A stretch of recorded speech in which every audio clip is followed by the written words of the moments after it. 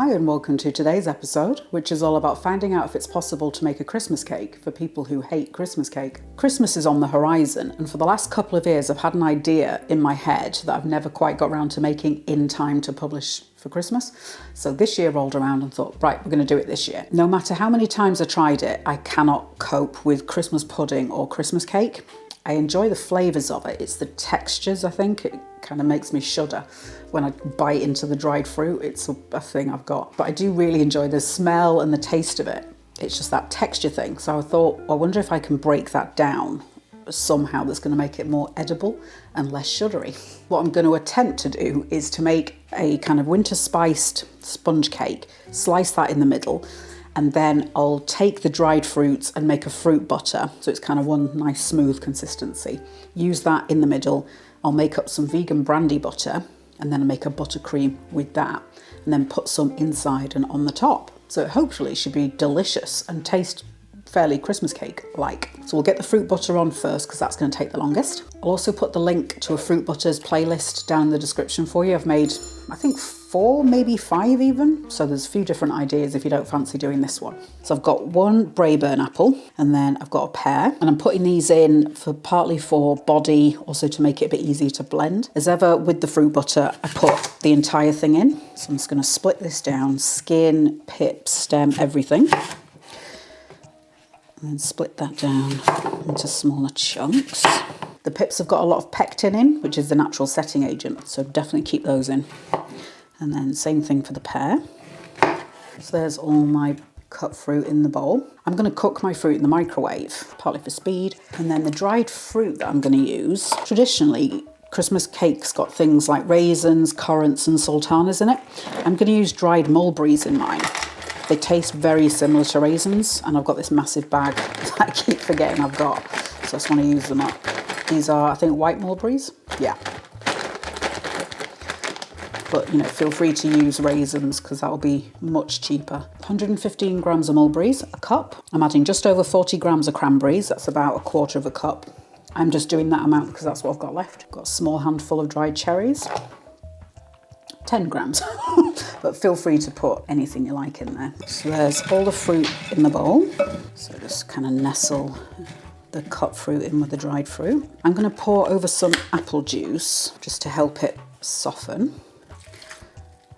So that's probably, I don't know, 100 mils, like just under half a cup. And then I'm going to put the lid on. I'll put this in the microwave for 5 minutes and I'll stir it, have a look, and then just continue to do 5-minute blasts until everything's soft. Fruit's had 5 minutes. Let's have a little look. Just going to kind of press on it with a fork.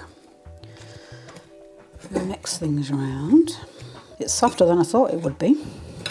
Another 5 minutes and I think that'll do it. Fruit had another 5. So let's have a look. That's looking nice and mushy and soft.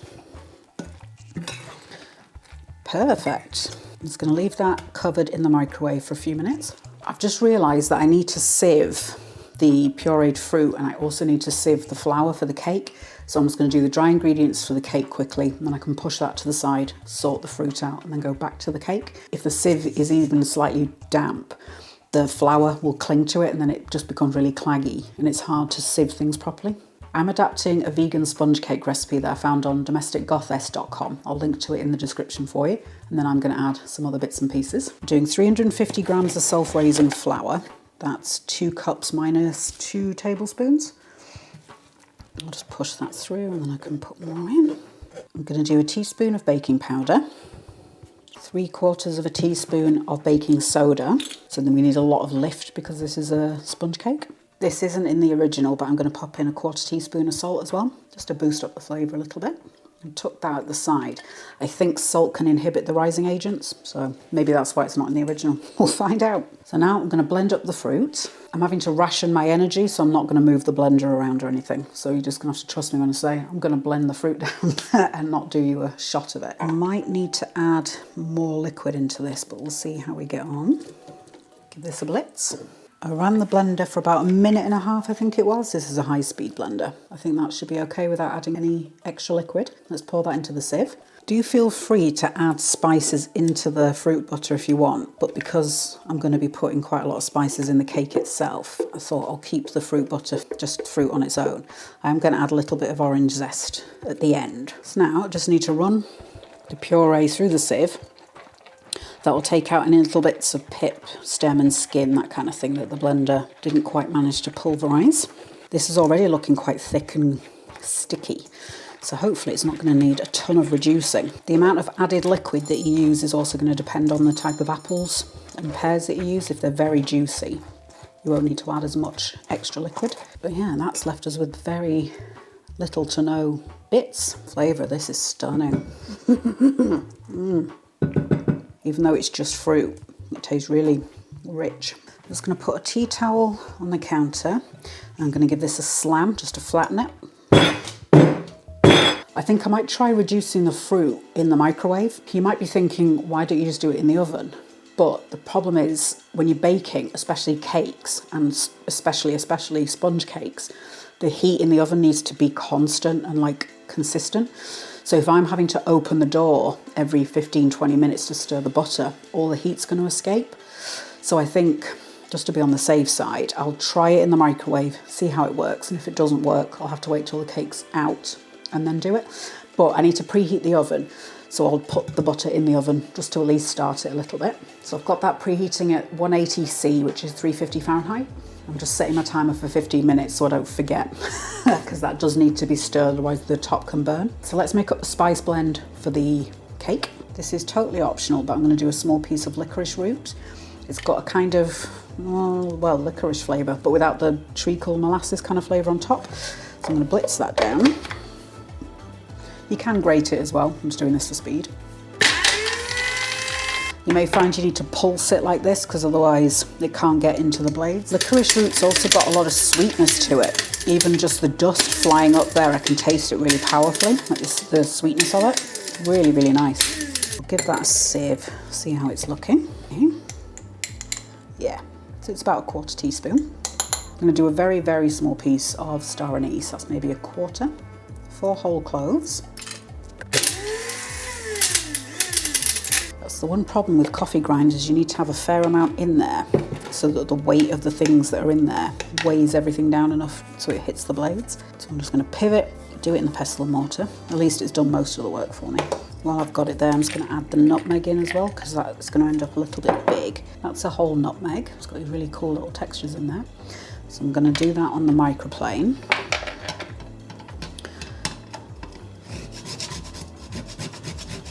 Quarter teaspoon, something like that of the nutmeg. There we go, so that's down to a nice finish powder. So that's a little dish of spices. So into that I'm going to add about 1/4 teaspoon of ground allspice. It's also, I think, called pimenta. It's used a lot in Caribbean cooking. It lends itself well to sweet and savoury dishes. And then I'll do a teaspoon of ground cinnamon. Mix those together. And that'll be the spice blend for the cake. And the smell is already incredible. Yes. I might actually run that through the sieve. I just don't want all of those fibres to go in because I don't think they'll soften enough to not be noticeable in the cake texture. And then the bits that I've sieved out, I make a cup of tea with those later. The timer for the fruit's gone off, so let's have a look at that. So you can see it forms almost like a skin on top. So that's where the fruit is concentrating. So we just stir that back into it. And all that steam escaping is moisture. The more steam that comes out, the thicker it gets. The fruit's got quite a bit of sugar in it, like natural sugars, so it is going to catch on the sides, but don't worry about it. So I'm going to carefully try and smack this back down again. Back into the oven. I'm going to line a cake tin. You can do it in 2 separate tins and put them together, but I'm just going to do it as one big one and slice it. And then I'll spray some oil in, and then a bit of paper towel, and just rub it round. The rubbing it will also help you get the sides kind of smooth. And then I'll put this to the side, ready for when I need it. So the next step is to cream the butter and sugar together. And this is going to make it nice and fluffy. I'm hoping this butter's softened enough.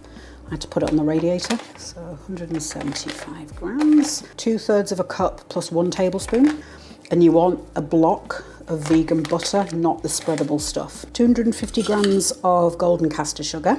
That is 1¼ cups. You can use white caster sugar as well, that's not a problem. I just like the golden because it's got a bit of extra flavour.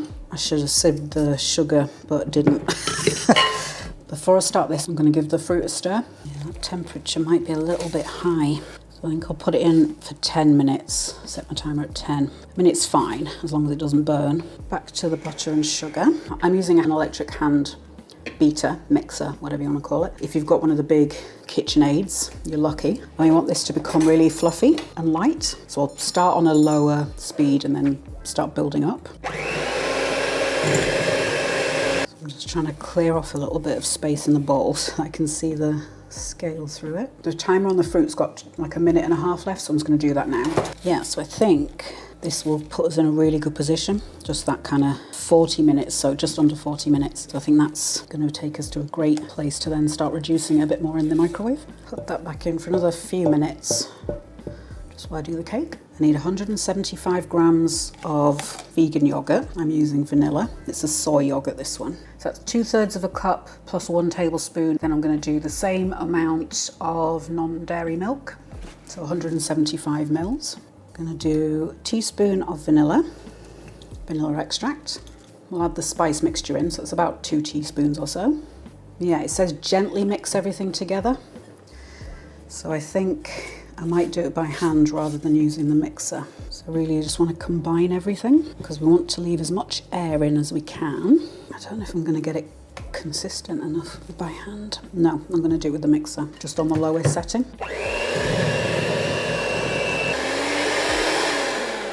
So that's nice and smooth. I'm just going to have a quick try. I might put a touch more cinnamon in, so probably another ½ teaspoon. And then by hand, I'm going to mix in like 45 grams of flaked almonds, about ½ cup. Fold that in. All right, time to put that into the tin. And then I'm going to smooth this into the tin. I did think about banging it, you know, like I did on the butter, but I think that's just going to knock out too much air. I'm just going to whip out the fruit, put this in. It'll be on the middle shelf. The recipe says it will be done in 25 to 35 minutes. So I'm going to I've set my time for 25, and then I'll stick a skewer in and we'll see how clean it comes out. So here's the fruit. Yeah, okay. Although it might actually not need any more. I've blobbed a small amount in a dish because that'll cool down really fast, and that'll give me a good idea of whether it actually needs any more heating. So I will see you back in a bit. Cake timer went off, well, a couple of minutes now because I've had to mess around with the lights and everything. So probably it's had 27, 28 minutes. Let's whip it out, stick a skewer in. Look at that. Oh, I mean, it's very jiggly. You see how much it's moving. It's still very raw inside. So I'm going to put it in for another 10 minutes. I might cover it. The original recipe didn't say whether or not that temperature was for a fan oven. So yeah, so maybe 160 would be better. I'm going to tuck that back in. And then while we're here, I might as well show you the fruit butter. I didn't end up putting it in the microwave because I think that's probably going to be thick enough. Because you can see it's really firm. So I don't think there's much value in putting it in the microwave. What I will do is grate in some clementine zest just to brighten the flavour a little bit. So all I'm doing is taking off the very outer bit of peel. Just work that bit of zest in. I'll keep pulling out and sticking the skewer in until it comes out completely clean.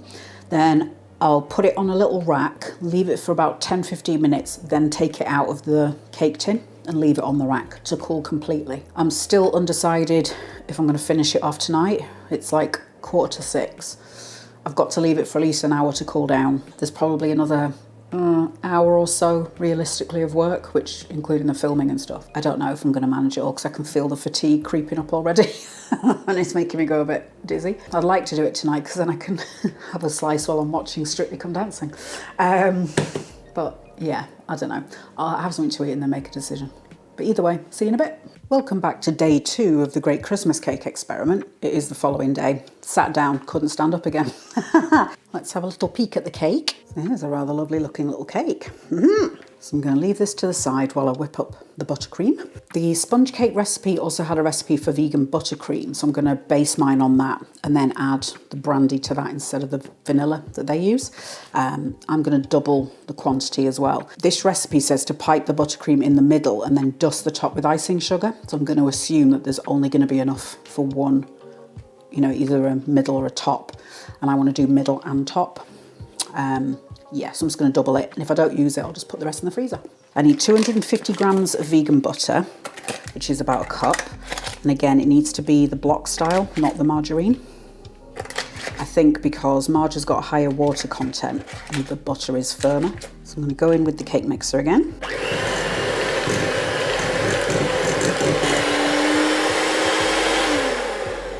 So now I'm going to sift the sugar in. So I'm going to add in 440 grams of the icing sugar, powdered sugar in the States.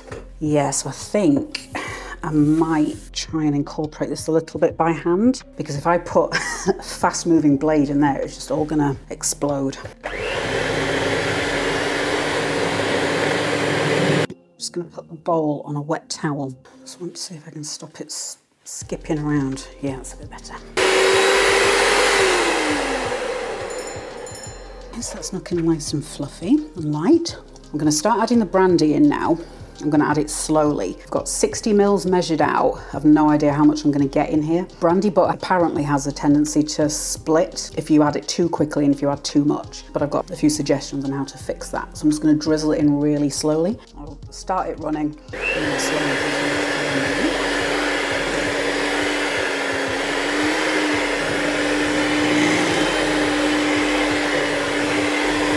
That's got the full 60 mils in, which is about 4 tablespoons. I'm just gonna have a try. Ooh, I'm gonna try another 60. Okay, another try. For me, that's good. Okay, I think I spent half the time making this clearing up butter. When I was looking up Christmas cake recipes online just to get some inspiration, I saw some people add treacle or molasses into theirs. I thought that'd be a nice flavour to include in here somehow. What I've settled on for the middle layer, so I'll do fruit butter and then I'm gonna pipe a layer of buttercream on there, and I'm gonna mix some treacle into that. So I'm heating up a spoon because it'll make it a little bit easier to get the treacle out. I reckon I'll take maybe a third of the mixture, something like that. I have to say I'm thrilled that that didn't split because I've never made buttercream, I've never made vegan buttercream, and I've never made brandy butter or vegan brandy butter. So to say that was the first attempt at 4 things, happy with that. I'll do a tablespoon, mix the stuff in and then taste it. I'm gonna mix a little bit of the buttercream in just to get it smooth and soft, because I don't want to take too much of the air out of it, because if I try and stir the full quantity into that, you can see it's just going to melt. Yeah, I think the 1 tablespoon should do it, because treacle is a very dominant flavour, so I don't want to overwhelm everything else in the cake. It's just there as a nod, you know, to a traditional Christmas cake. And obviously feel free to skip this stage altogether if you don't want it, if you don't like the flavour. Good few dollops of the buttercream, and I'm going to try and carefully fold this in. So I'm kind of cutting through it, turning it over. I want to try and keep as much of the fluffiness as I can. So I'm kind of using a spatula to cut through it. Turn it over, check the flavour. Yeah, that's stunning. Yum, yum, yum, yum, yum. So before I start cutting things, I'm just going to put together my piping bags. I don't think I've ever piped icing before, so this is going to be an experiment. So I'm going to go with like a kind of star tip. It's got like 5 little points on it. And then for the inside, I'm just going to do a plain round one. And then I'm going to put the piping bags in here in a pint glass when I fill them up with the frosting. So I'm just going to cut the tip off the piping bag. This has got a little coupler, I think they call it. So that goes in the bottom. So that's in like that.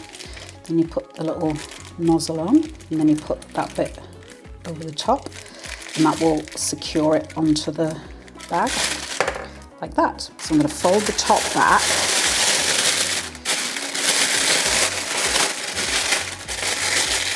And then it's, because otherwise you'll end up with it all over here, and then it gets really messy. Again, this is just drawing from YouTube videos and TV programs. I don't think I've ever done this myself. So I'm going to fit that into there.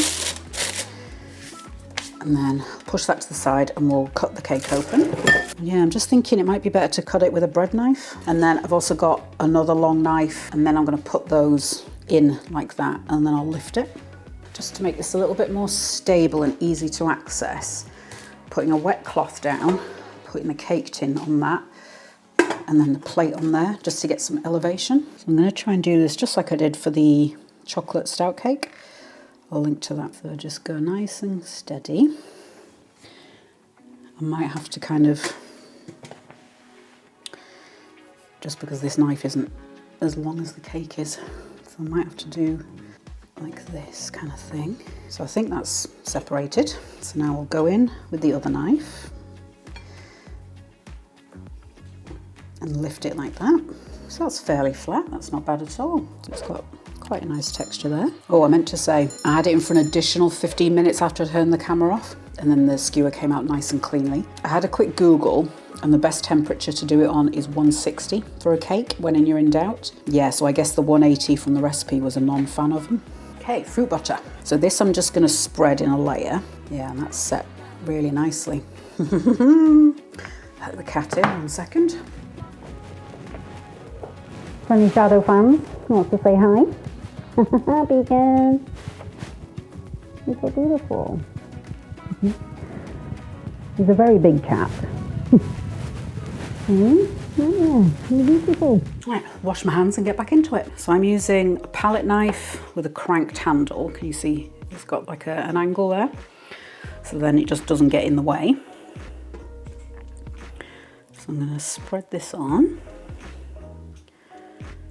So I've got a nice even layer. So back to the pint glass. Interesting, it looks like that's splitting.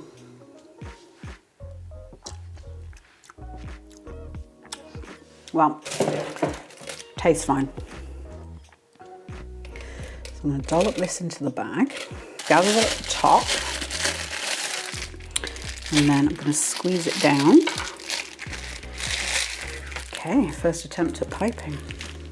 I might do one in the centre first. Okay, yes, I think.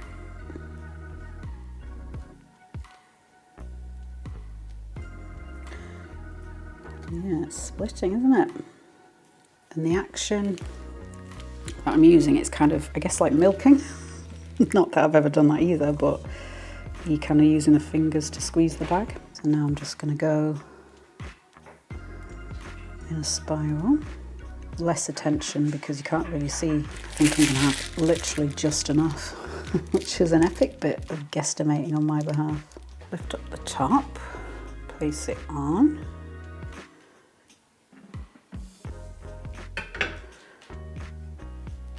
Good, it's not just oozed out completely. Push this to the side, fill up the other bag. I think I'll do like little rosettes. I'm just going to do one on the knife to practice.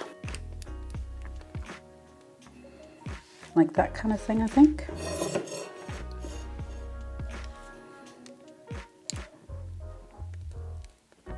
Yeah, I'll start in the center and work my way out.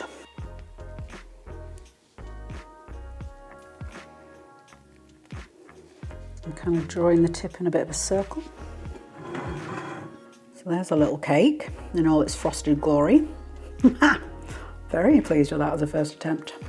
I've just remembered I've got this candied lemon peel from when I made the dishwasher limoncello. I'll link to that in the description. Just wondering whether to put some of that on. If I'd have thought about it ahead of time, I could have done it with like clementine skin, because that would have looked really nice on there, like the colour. I just feel like it needs something, but I don't know what that something is. Right, well, I'm going to take some pictures. I'll make a decision about that. And then we're going to do some eating. Yes, yes, yes, yes, yes.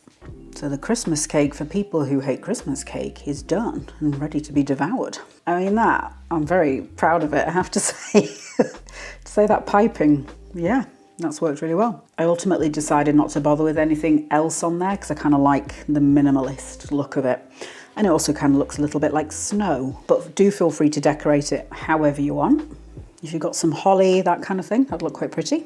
I experimented with slice of oranges, and although it does look very effective, ultimately I just decided against it. I'll show you how to do it just in case, you know, you want to do something yourself like that. All I did was cut really thin slices. It helps if you put the fruit in the freezer for a few minutes and it'll set nice and firm. So just go nice and slow so you get a really thin kind of ribbon almost.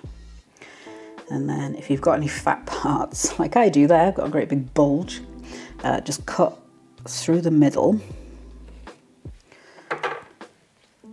And then I blotted it on some paper towel just to take the excess juice off. And then you just take the ends and put them across each other.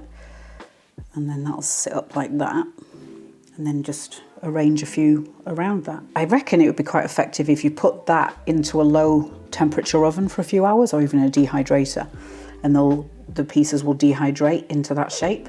I assume it'll work, I've not tried it, but something like that would work really well on top of there. I'm going to try and get this into shot for you. But yeah, you can see here, that's the treacle leaching out of it, which is a shame. Yeah, I'm not 100% sure why that's happened. I guess because it's more liquid than the buttercream could handle. It has compressed a little bit as I've sliced it, but that's not going to make any difference to the flavour. I've been imagining the flavour of this for years. And then in the last month, it's just been obsessing my brain. Let's go in.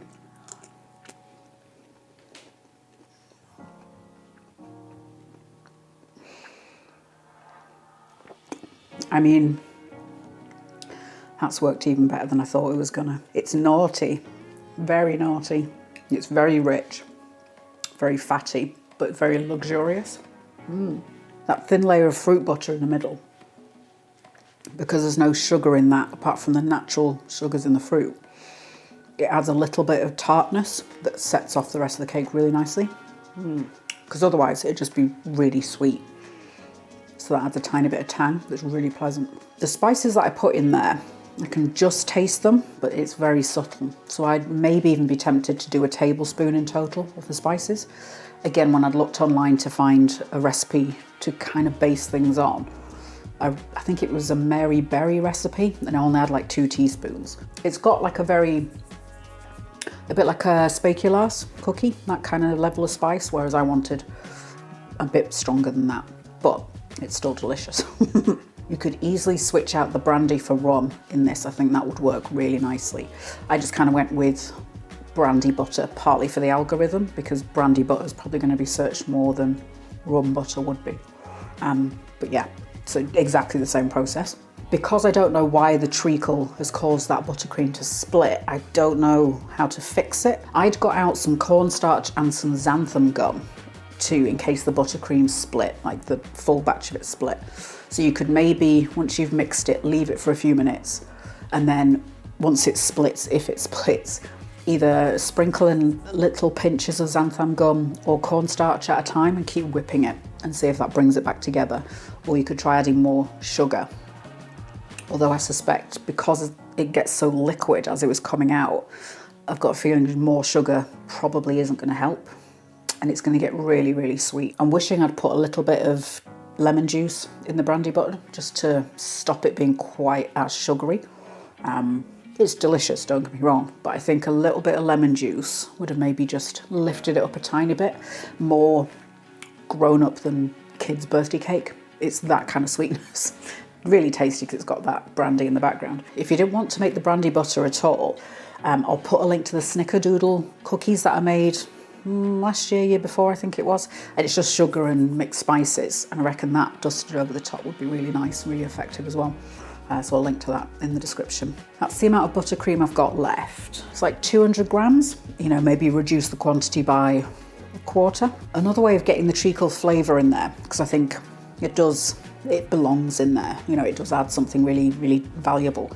You could either like get it really hot so that it's thin and drizzle that over the fruit butter, then put the cake on, or potentially do a drizzle on the top of the cake, you know, once you've got the frosting on, or whatever you're going to do on top. If you do it on top of just the cake, it is going to sink in, like you can see on the sides. If you did it on top of the frosting, it'll probably melt some of the definition, but that might look quite nice. But yeah, I think it does belong in there, so it's worth figuring out a way of getting it in there somehow.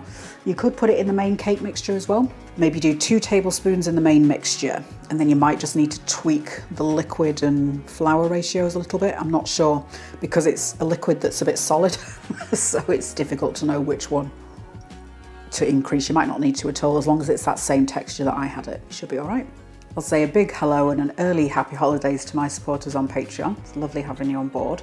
I've been waffling about this cake for the last month, so it's great to get it out of my brain onto a plate and then into my belly. That's super. If you want access to some additional bonus content, viewer polls, that kind of thing, I'll leave the link down in the description for you. If you want further proof that going vegan doesn't have to mean turning your back on all things delicious, like this video and then subscribe to the channel. If you hit that little notification bell, you'll be alerted as soon as they're ready. And then while you're waiting for next week's, have a look at this.